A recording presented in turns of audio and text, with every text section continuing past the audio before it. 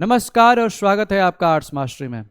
इस वीडियो में हम लोग हिस्ट्री के चैप्टर नंबर 1 के शॉर्ट क्वेश्चन को देखेंगे, जो कि ये पार्ट 3 होने वाला है। इससे पहले पार्ट 1 और पार्ट 2 हमने चैनल पे अपलोड कर दिया है। अगर अभी तक आपने नहीं देखा है तो वो प्लेलिस्ट में जाकर देख सकते हैं। ये जो है अंतिम शॉर्ट क्वेश्चन का पार्ट होने वाला है, यानी चैप्टर नंबर 1 के शॉर्ट क्वेश्चन का ये अंतिम पार्ट होने वाला है। इसके बाद दीर्घोत्तरीय प्रश्नों को हम देखेंगे कि दीर्घोत्तरीय प्रश्न कौन से इस चैप्टर से पिछले 10 साल में कैसे पूछे गए हैं, उनकी चर्चा करेंगे। यहाँ पर हम लोग जो बाकी के क्वेश्चन बचे हुए हैं चैप्टर नंबर 1 से जो शॉर्ट क्वेश्चन पूछे गए हैं उनकी हम यहाँ पर चर्चा करने वाले हैं। तो आइए स्टार्ट करते हैं अपने क्लास को। क्लास स्टार्ट करने से पहले हर क्लास में आपको एक मोटिवेशन लाइन होता है। इस क्लास में भी आपको एक मोटिवेशन लाइन है आपके लिए, और यह है कि सोचने से कहाँ मिलता है तमन्नाओं का शहर। सोचने से कहाँ मिलता है तमन्नाओं का शहर, चलना भी जरूरी है मंजिल को पाने के लिए। अगर केवल हम सोचते रहेंगे कि हमें ये चाहिए, हमें टॉपर बनना है, हमें एग्जाम को बहुत अच्छे प्रकार से क्रैक करना है, अगर केवल हम सोचते रहेंगे तो सोचने से कुछ होने वाला नहीं है। हमें उसके लिए मेहनत भी करनी पड़ेगी। अगर हम मेहनत कर रहे हैं, एक प्रॉपर वे में, एक प्रॉपर गाइडेंस में अगर मेहनत कर रहे हैं, तो ही जाकर वो हमारा सपना क्या हो सकता है, पूरा हो सकता है। नहीं तो शेख चिल्ली की तरह अगर सपने देख रहे हैं केवल कि हम टॉपर बन चुके हैं, हमारे यहाँ पत्रकार बंधु आ गए हैं, ऐसे कैमरा हमारे सामने लगा हुआ है और उसके सामने एक इस तरीके से माइक एकदम लगाया गया है, 10-12 माइक लगे हुए हैं, चारों तरफ से कॉल आ रहे हैं, केवल यही सोचते रह रहे हैं, दिन भर यही सोचते रह रहे हैं कि टॉपर बन गए हैं, टॉपर बन गए हैं, टॉपर बन गए हैं, तो उस प्रकार से आप टॉपर कभी नहीं बन सकते हैं।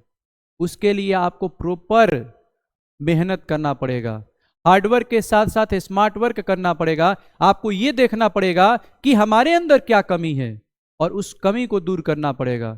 आपको अपने कमियों पर काम करना पड़ेगा, आपके अपने स्ट्रांग पॉइंट पे काम करना पड़ेगा, वीक पॉइंट पे काम करना पड़ेगा। आपको वो सब्जेक्ट तय कर देखने होंगे कि कौन से सब्जेक्ट हमारे वीक हैं, उसमें कौन सा टॉपिक हमारा वीक है। अगर इस प्रकार से आप पढ़ाई कर रहे हैं तो ही आपका टॉपर बनने का सपना पूरा हो सकता है।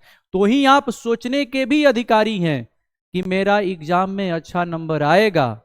अगर आप इस प्रकार से मेहनत नहीं कर रहे हैं और इस प्रकार से आप स्मार्ट वर्क नहीं कर रहे हैं, तो आप सोचने के भी अधिकारी नहीं है कि आपके रिजल्ट अच्छे आएंगे या आप टॉपर बन सकते हैं। वो बस केवल सपनों में ही टॉपर बनेंगे, सपनों में ही पत्रकार बंधु आपके इर्द गिर्द दिखाई देंगे और चारों तरफ से फोन का आएगा कि बबुआ हमारा टॉपर बन गया। ठीक है, बस केवल ये सपने में ही आएगा। अगर उसको रियलिटी बनाना है तो आपको मेहनत करना पड़ेगा। आज से, अभी से मेहनत करना पड़ेगा। अगर पीछे नहीं मेहनत आपने किया, 6 महीना आपने मेहनत नहीं किया, कोई बात नहीं है, पीछे की बातों पर मिट्टी डालिए, लेकिन आज से मेहनत करना, अभी से मेहनत करना स्टार्ट कीजिए। और जितने सारे आपके चैप्टर्स बाकी हैं वो चैप्टर्स कंप्लीट कीजिए।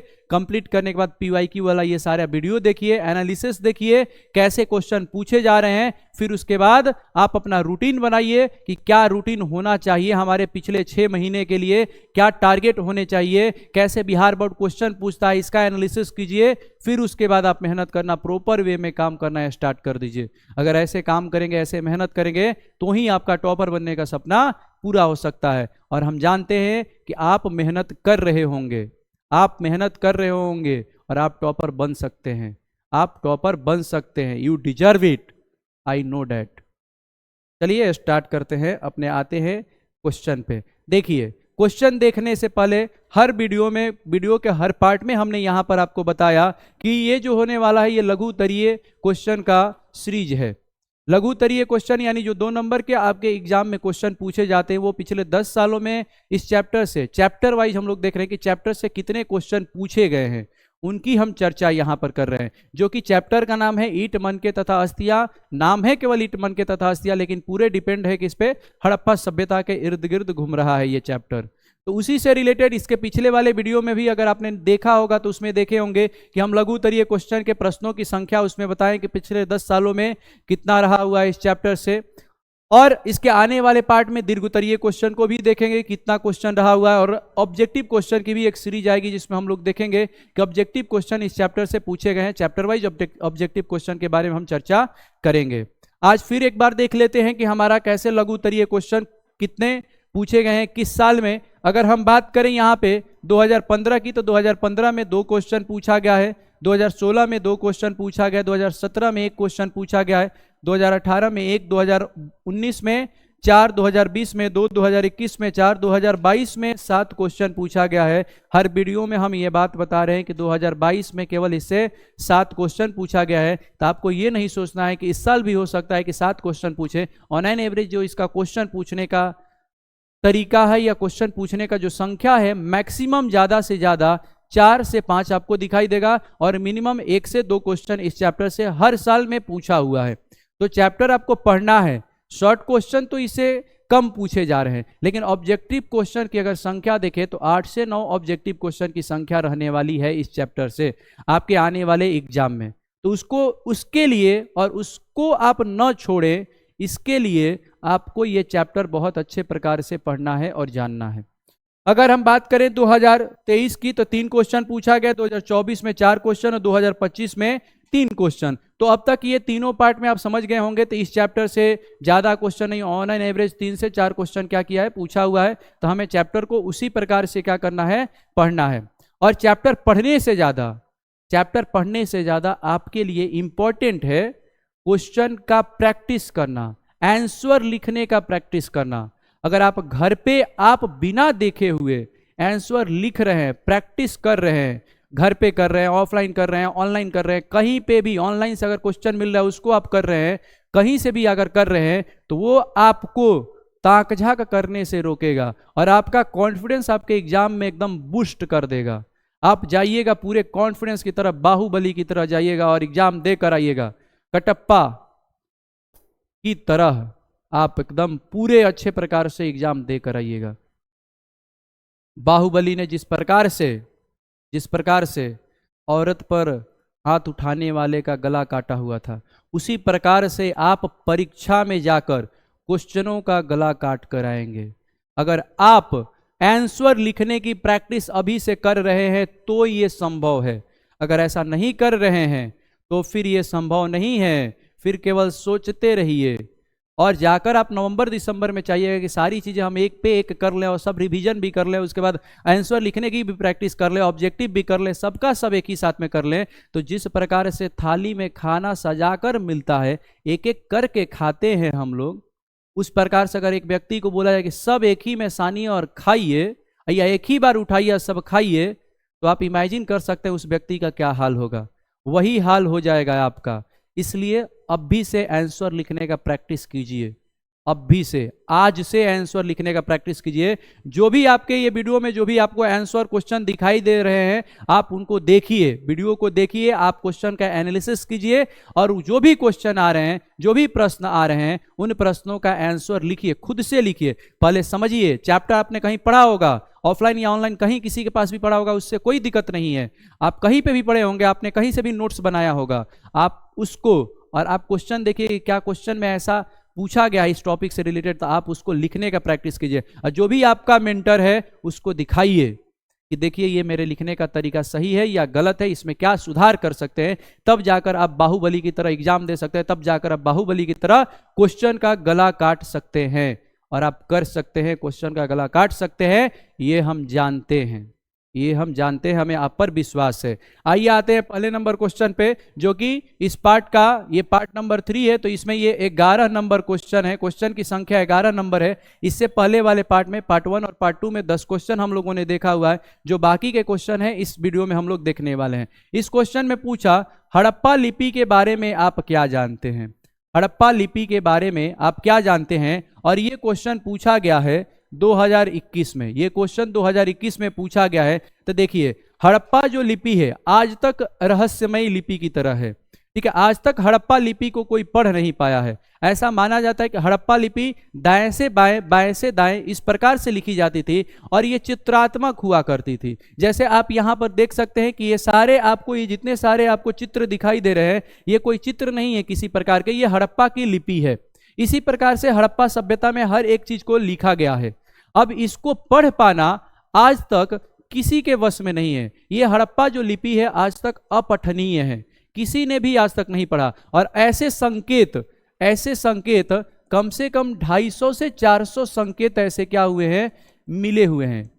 250 से 400 संकेत क्या हुए हैं, मिले हुए हैं इस प्रकार से, जो हड़प्पा सभ्यता के बारे में बता रहे होते हैं। और जो लिपियां होती है वो किसी न किसी सभ्यता के बारे में बता रही होती है, उसके सामाजिक स्थिति के बारे में, उसके सांस्कृतिक स्थिति के बारे में, इन सब चीज़ों के बारे में वो बता रही होती है कि कैसा वहाँ पर लोग जीवन यापन करते थे, क्या नहीं करते थे। इन सब चीज़ों के बारे में अगर लिपियों को हम डिकोड कर लेते हैं तो जान पाते हैं। अगर ये लिपि हम डिकोड कर लेते हैं तो हड़प्पा सभ्यता उस समय की सबसे विकसित सभ्यता हुआ करती थी, जिसके बारे में हमें पता चल जाएगा। और कैसे किस प्रकार से इस प्रकार से नगर नियोजन प्रणाली और इतनी आधुनिक विकसित सभ्यता कैसे किस प्रकार से जीवन यापन करती थी, इनके बारे में पता चल जाएगा। लेकिन आज तक हम हड़प्पा लिपि को कभी भी डिकोड नहीं कर पाए हैं। तो एक क्वेश्चन पूछता है कि निम्नलिखित में से हड़प्पा लिपि है, तो एक ऑब्जेक्टिव में क्वेश्चन जब पूछेगा तो ऑप्शन में दे देता अपठनीय। तो हमेशा आप याद रखिएगा कि हड़प्पा लिपि अपठनीय है। आज तक किसी ने भी हड़प्पा लिपि को पढ़ा नहीं है। केवल इसमें जो चित्र लिखे गए हैं या जैसे मुहरें मिली हैं उन पे जो चित्र बनाए गए हैं, उन चित्रों से ही हम लोगों ने क्या किया हुआ है, समझा हुआ है कि क्या क्या मतलब इसका अर्थ क्या हो सकता है। वो लोग किसी से परिचित नहीं थे। इन सब चीजों के बारे में हमें पता चलता है।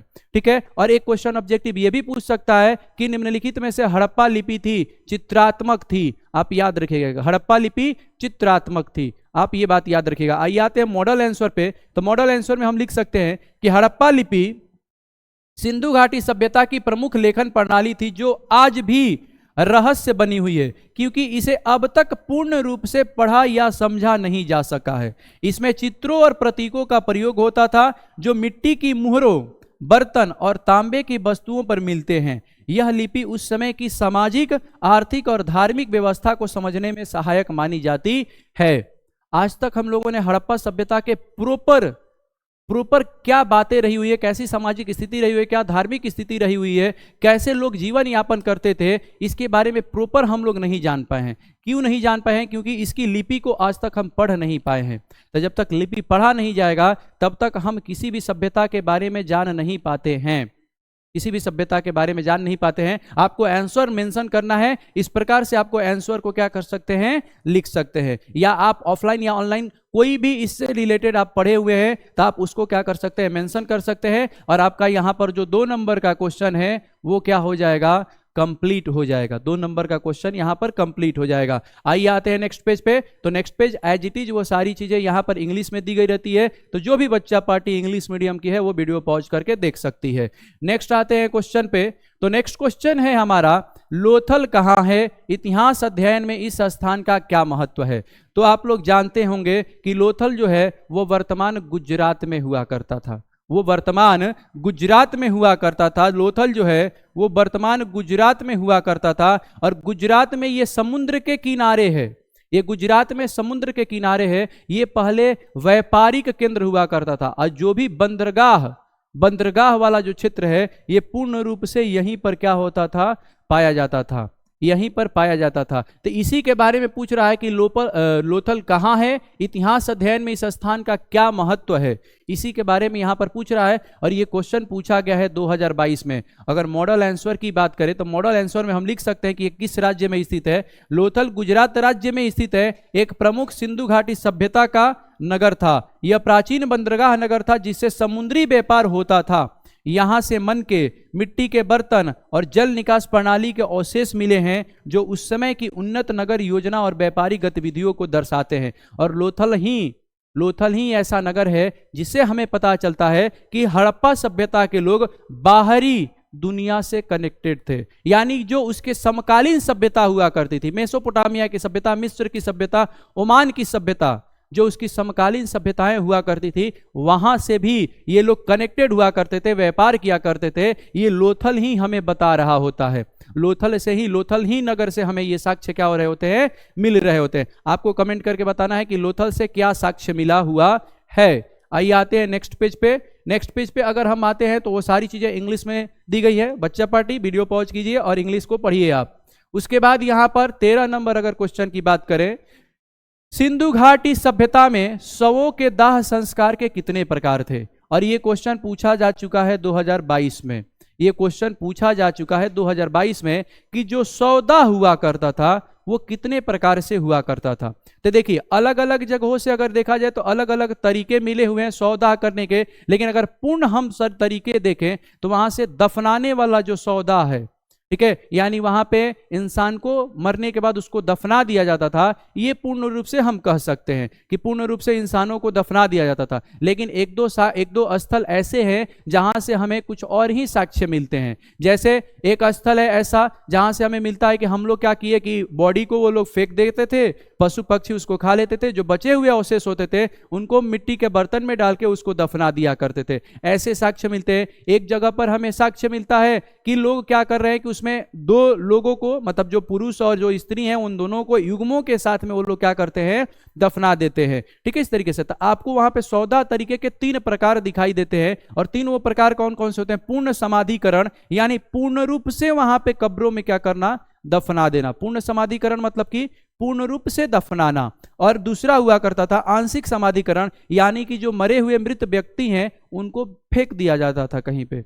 जो चील कौवे पशु पक्षी हैं उनको खाते थे और उनके जो हड्डी बचे हुए अवशेष होते थे उनको दफना दिया जाता था। तीसरा जो हुआ करता था दाह संस्कार हुआ करता था। दाह संस्कार के इसमें शवों को जलाने के साक्ष्य उतने ज्यादा नहीं मिले, लेकिन 1-2 स्थलों से शवों को जलाने के साक्ष्य मिले। यानी जलाने के बाद उनको क्या होता था, राख को मिट्टी के बर्तन में रखकर उनको दफना दिया जाता था। इस प्रकार से 3 प्रकार से क्या मिले वहां पे, दाह संस्कार के यानी 100 दाह संस्कार के प्रमाण मिले हुए हैं कि 3 प्रकार हुआ करते थे। देखिए एक इंटरेस्टिंग फैक्ट ये भी है कि वहां पे 100 को जो दफनाया जाता था उनके साथ में, आप चैप्टर पढ़े होंगे तो ये जाने होंगे कि उनके साथ में तरीके क्या होते थे कि उनको दफनाने के बाद उनके साथ जो बेसिक वस्तुएं हुआ करती थी, जो दैनिक दिनचर्या में वो व्यक्ति इस्तेमाल करता था, चाहे वो औरत या पुरुष थे, इस्तेमाल किया करते थे, उनकी बेसिक वस्तुओं को उनके साथ में दफना दिया जाता था। अब ये तो हड़प्पा लिपि हम लोग पढ़े नहीं है, वो अपठनीय है, तो इसके बारे में पूर्ण रूप से जानकारी नहीं है। तो हमारे जो इतिहासकार होते हैं अनुमान लगाते हैं, 2 प्रकार के अनुमान लगाते हैं। पहला, या तो वो पुनर्जन्म में विश्वास करते हो, पुनर्जन्म में यानी वो लोग फिर से जिंदा होंगे, जिंदा होने के बाद वो सारी वस्तुओं का इस्तेमाल कर सकते हैं। या फिर हो सकता है कि वो ऐसा मानते हो कि वो कब्र में ही उन वस्तुओं का इस्तेमाल करते हो, कब्र में ही उन वस्तुओं का इस्तेमाल करते हो, ऐसा मानते होंगे। इस प्रकार से ऐसे इस तरीके से बेसिक वस्तुओं को दफना दिया जाता था। अगर हम माने, जैसे अगर देखें कि पूर्ण समाधिकरण, उससे पहले अगर हम आंसर को देखें कि आंसर कैसे लिखा जाता है, मॉडल आंसर कैसे लिखेंगे, तो पहले ऊपर आपको एक लाइन में लिखना है कि सिंधु घाटी सभ्यता में शवों के दाह संस्कार के 3 मुख्य प्रकार थे। 3 मुख्य प्रकार थे। आप इनको यहां पे भी मेंशन कर सकते हैं या 1 2 3 करके आप क्या कर दीजिएगा, लिखिएगा। आप आंसर में 1 2 3 ऐसे करके लिखिएगा कि क्या क्या कौन कौन से प्रकार हुआ करते थे। जैसे पूर्ण समाधिकरण में इसमें 100 को पूरी तरह से जमीन में दफना दिया जाता था, अभी आपको बताए। आंशिक समाधिकरण में इसमें 100 को कुछ समय के लिए खुले में छोड़ दिया जाता था ताकि पशु पक्षी उसे खा सके, और फिर बची हुई हड्डियों को दफनाया जाता था।